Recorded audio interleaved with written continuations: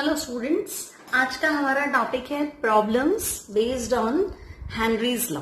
Last term पे हमने Henry law discuss किया था, आज हमें उस पर न्यूमेरिकल करने हैं। So starting from question number 1, if solubility of gas X is 0.5 gram per liter and 1 bar pressure, then its solubility at 3 bar pressure will be। अब स्टूडेंट्स आपको एक गैस का सॉल्युबिलिटी यानी अमाउंट मान लेते ग्राम पर लीटर, तो आपको गैस की सॉल्युबिलिटी दी है 0.5 ग्राम पर लीटर। अब जब ये सॉल्युबिलिटी है तब हमारे पास प्रेशर है 1 बार प्रेशर। नेक्स्ट टाइम ये कह रहा है आपको सॉल्युबिलिटी आप फाइंड कर लीजिए और प्रेशर जो है that is 3 bar. Now students, according to Henry's law M proportional to P, solubility और pressure क्या होते हैं? Directly proportional. So N1 divided by N2 equals to P1 divided by P2. Then M1 का value आपके पास 0.5 और P1 आपका 1 and P2 is 3. So M2 will be 1.5 gram per liter. So our answer will be 1.5 gram per liter. Clear students? Moving to our next question. Next question is Henry law constant for the molality of methane in benzene. अब students आपके पास जो liquid है that is benzene और आप जो gas dissolve करना चाहते हैं दैट इज मीथेन। तो हेनरी लॉ कांस्टेंट यानी KH ये आपको गिवन है कितना 4.27 into 10 to the power 5 millimeter mercury. Now calculate the solubility of methane in benzene at 298 Kelvin under pressure है आपके पास 760 millimeter mercury. अब स्टूडेंट्स आपने कल लास्ट टर्म पे हमने जो फॉर्मूला पढ़ा था हेनरी कांस्टेंट के अकॉर्डिंग, वो क्या था? Mole fraction of gas in liquid directly proportional to pressure applied by the gas. X proportional to P, X equals to K and P। तो मैंने आपसे कहा था ये K और हेनरी कांस्टेंट KH इनवर्स है, यानी कि P gas equals to KH gas. ये आपके पास फॉर्मूला है हेनरी कांस्टेंट के according. P gas equals to KH into mole fraction of gas. Now students pressure given है, K गिवन है, आपको सॉल्युबिलिटी यानी mole fraction of gas find करना है, that is P divide by KH। Here P is 760 and KH is 4.27 into 10 की power 5। जब आप इसको सॉल्व करेंगे then you will find the answer 1.77 into 10 to the power minus 3. Clear student? This is the NCERT question number 2.35. Next, our next question is Henry law constant for the dissolution of methane in benzene at 298 Kelvin is 2 into 10 to the power 5 millimeter of mercury. Solubility of methane in benzene at 298 Kelvin under 760 millimeter of mercury. Students, similar question है, पिछली बार भी solvent benzene था, gas हमारे पास methane थी। Henry law constant यानी KH आपको given है, this is 2 into 10 to the power 5 millimeter mercury। और प्रेशर आपको गिवन है, pressure equals to 760 millimeter mercury and you have to find mole fraction of gas. Clear? आपके पास जो फॉर्मूला है that is pressure applied by the gas equals to KH Henry constant into mole fraction of the gas. So pressure is 760 divided by Henry law constant 2 into 10 to the power 5 equals to solubility of gas. By solving this, you will find the answer will be 3.8 into 10 to the power minus 3. So, our answer will be second. Clear?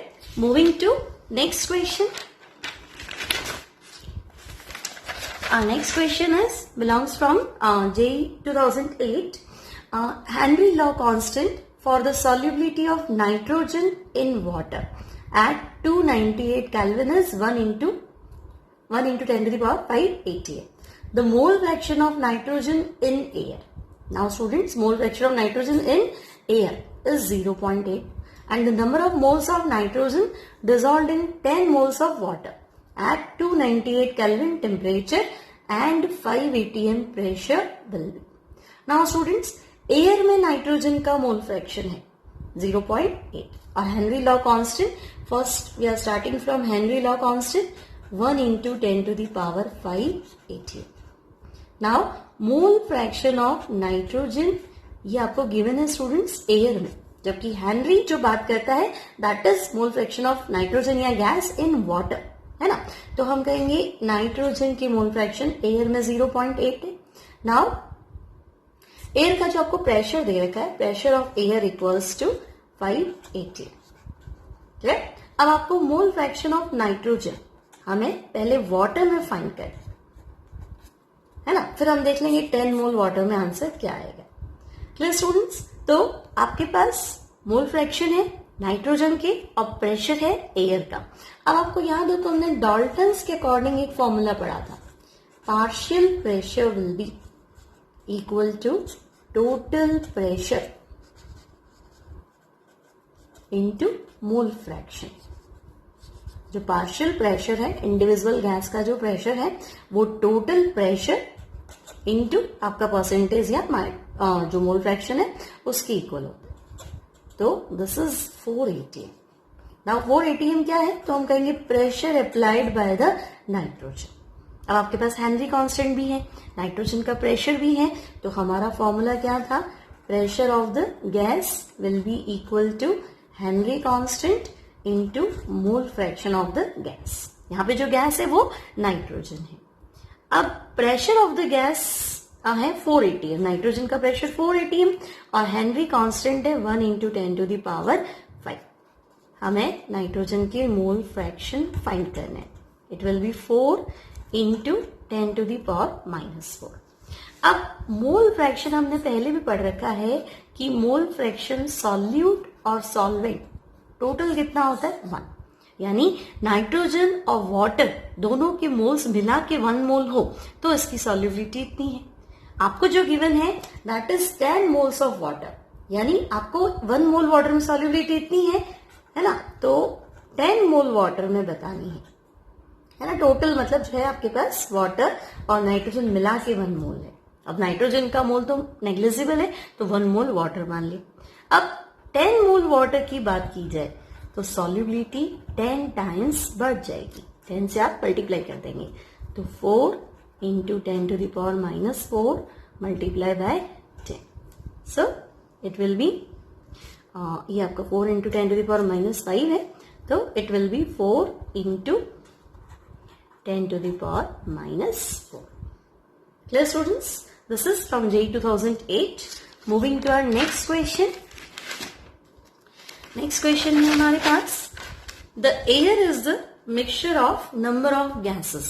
The major components of air are oxygen and nitrogen with approximate proportion of 20% and 79% by volume. यानी air में आपके पास nitrogen 20% है और nitrogen 79% है.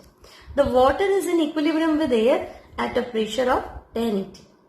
If Henry law constant for oxygen and nitrogen are 3.3 into 10 to the power 7 millimeter and 6.51 into 10 to the power 7 millimeter respectively, calculate the composition of these gases in water. Now students, आपके पास air में oxygen और nitrogen का जो composition है that is 20% and 79%. Air में oxygen तो है 20% और नाइट्रोजन है 79%. और एयर जो है उसका टोटल प्रेशर है 1080। अब हमने अभी एक फॉर्मूला पढ़ा था, partial pressure equals to total pressure into mole fraction, या जो भी आपका परसेंटेज है वो। Clear student? तो अगर मुझे ऑक्सीजन का पार्शियल प्रेशर फाइंड करना है, तो ऑक्सीजन का पार्शियल प्रेशर कितना होगा? तो एयर का प्रेशर तो है 10 atm मल्टीप्लाइड बाय ऑक्सीजन के परसेंटेज कितना है 20, यानी ऑक्सीजन का प्रेशर है 2 atm। क्लियर? नाउ नाइट्रोजन का पार्शियल प्रेशर, तो टोटल प्रेशर है 10, नाइट्रोजन परसेंटेज है, तो नाइट्रोजन की परसेंटेज है 79%, so it will be 7.9 atm। Clear? अब आपके पास हेनरी कांस्टेंट है, हेनरी कांस्टेंट फॉर ऑक्सीजन, ये है आपके पास 3.30 इंटू 10⁻7 मिलीमीटर, और हेनरी कांस्टेंट फॉर नाइट्रोजन ये है हमारे पास 6.51 इंटू 10⁻7 मिलीमीटर। अब स्टूडेंट्स, हेनरी कांस्टेंट तो मिलीमीटर में है, प्रेशर हमारे पास एटीएम में है, तो हमें पता है 1 atm equals to 760 millimetre mercury, तो हम इसे 760 से मल्टीप्लाई कर देंगे, तो हमारा आंसर जो हो जाएगा वो मिलीमीटर में हो जाएगा। जो भी हमारा आंसर है that will be in millimetre. Now हमें फाइंड क्या करना है? Composition of these gases in water, मतलब अगर ये गैसेस वाटर में डिसॉल्व होती है तो उनकी सॉल्युबिलिटी। अब हमें फॉर्मूला क्लियर है, P gas equals to Henry constant into solubility of gas. तो पहले हम प्रेशर ऑक्सीजन का रख लेते हैं, 2 इंटू 760 डिवाइड बाय ऑक्सीजन का हेनरी कांस्टेंट है 3.30 into 10⁻7। This is solubility of oxygen, और ये आपको मिलेगा 4.606 इंटू 10⁻⁻5। सिमिलरली हमें सॉल्युबिलिटी ऑफ नाइट्रोजन फाइंड करना है, तो नाइट्रोजन का प्रेशर है हमारे पास 7.9 multiply by 760 and divided by Henry constant है 6.51 into 10⁻7, so it will be 9.22 into 10⁻⁻5।